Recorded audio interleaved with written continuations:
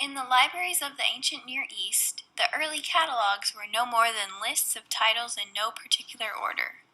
These lists evolved as cataloging methods were improved and as identifying notes about the materials were added. This evolution is seen at the Hattusa Palace archives, with the earliest surviving detailed bibliographic entries. Hattusa was the capital of the Hittite Empire from the 17th to 13th century BCE. Archaeologists uncovered a large amount of tablets from the royal palace. Some of these tablets had what is called a colophon on the back, derived from the Greek word meaning finishing touch.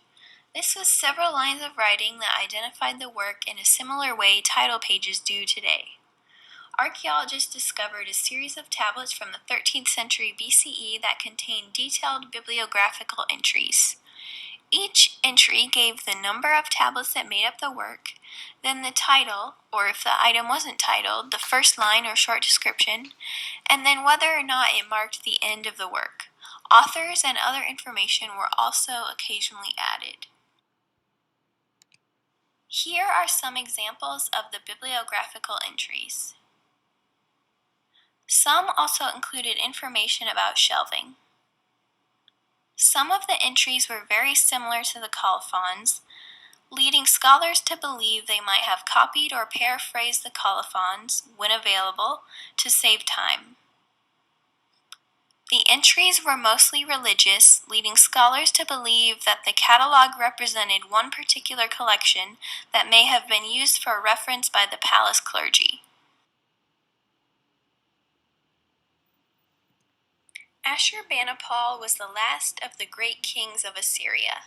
He is best known for his library at Nineveh, which housed over 30,000 clay tablets.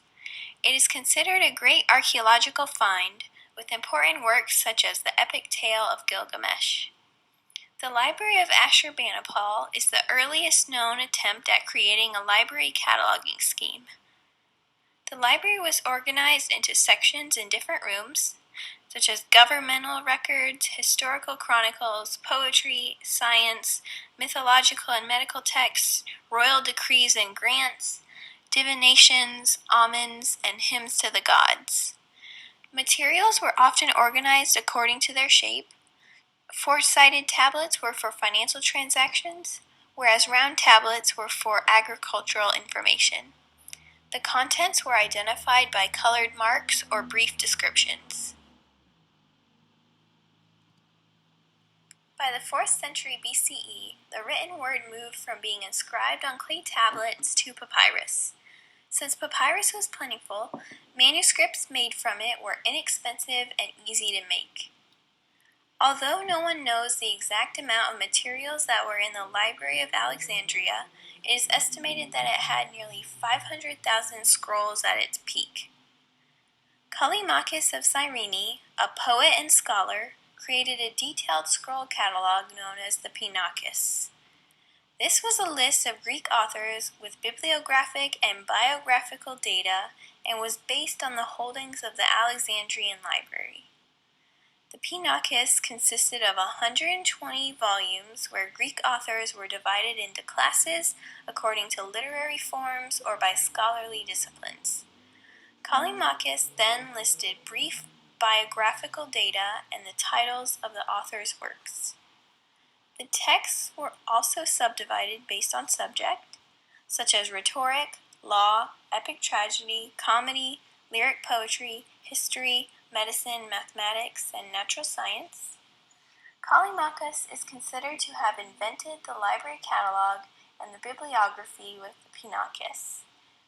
He also created a vital reference tool in which users could determine the existence of any particular work and its location. Most of the ancient library institutions were lost with the fall of the Roman Empire. The culture of reading and learning continued to exist in monasteries and churches. Alcuin of York was an important churchman and scholar who had significant influence on Charlemagne and his court. In 796, Alcuin became the abbot of the important monastery of St. Martin's at Tours. In 782, Alcuin used poetry to describe the books in the monastic library at St. Martin's.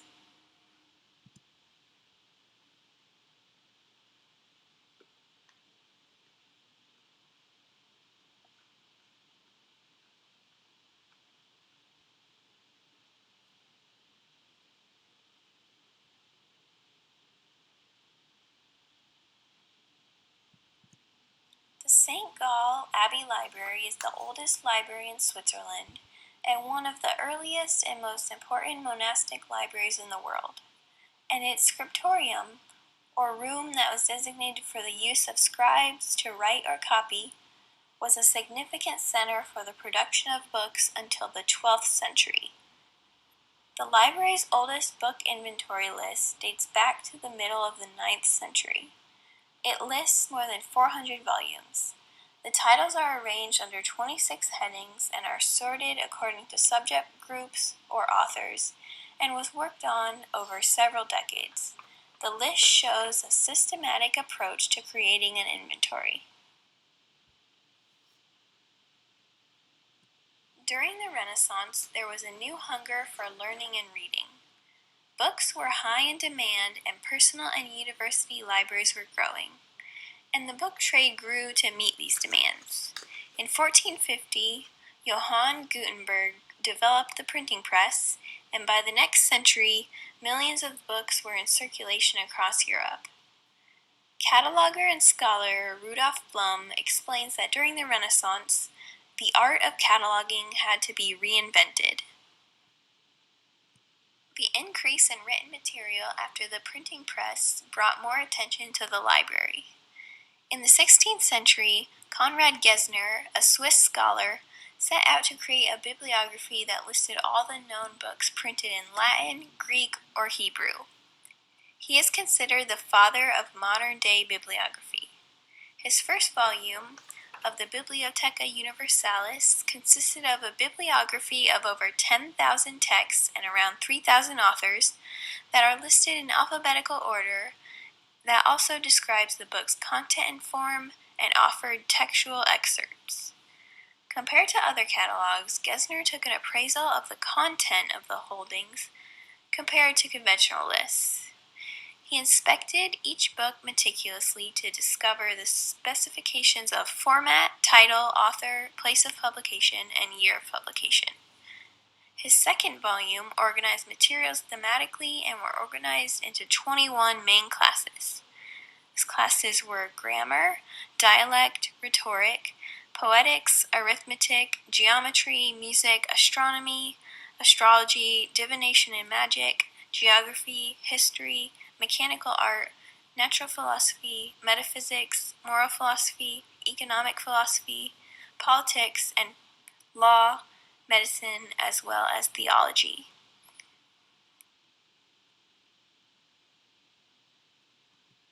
The oldest catalogue of the Bodleian Library at the University of Oxford was published in 1605 and was the first general catalogue to be published in Europe. The catalogue reflected the organization of the library's collection and were divided according to the faculties or divisions of the university: arts, theology, medicine, and law. They were then further subdivided by volume size and then alphabetically by author's name. Later editions of the catalogue arranged the holdings alphabetically by last name instead of subject, and developed elaborate cross-reference systems. As libraries continued to greatly expand, they needed a more efficient system of organization and a more thorough catalogue. After the French Revolution, the revolutionary government of France issued a cataloging code in an effort to compile a national bibliography of the holdings of the libraries from the church properties that had been confiscated. The code was relatively straightforward and practical. It provided guidelines on how to describe publications and how to mark shelves to facilitate the location of a particular book. The catalog was to be created on playing cards, with each entry consisting of title and statement of responsibility, place of publication, name of publisher, date of publication, and physical description, including extent of item, other physical details, and dimensions. The access point was the author, and if that wasn't available, title keyword. Why did they choose playing cards? Because they were widely available, issued in a relatively standard size, and were able to be filed. The French Cataloging Code of 1791 is significant because, unlike previous descriptive cataloging rules, they were not written with any particular institution in mind. They were an effort to standardize on a national scale and was an important first step towards standardization in cataloging. In 1841, Antonio Panizzi, the keeper of the Department of Printed Books at the British Museum, issued 91 rules for compilation of the catalog, along with 4 other assistants. These rules represented the first rigorous and thorough attempt to standardize cataloging of printed books. The rules had 2 objectives: to enable the user of the catalog to determine whether or not the library has the book he is searching for, and to reveal to the user what works the library has to offer by a given author and what editions or translations were available.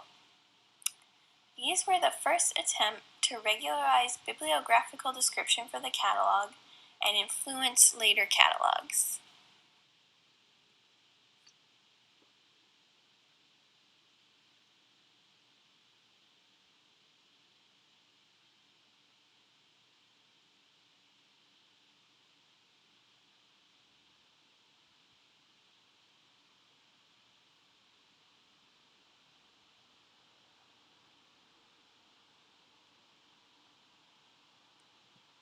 This quote from Ted Fons is a really good way to capture and critique the evolution of library cataloging. Although standardization is helpful in many ways, it has taken away the focus from the users of the library.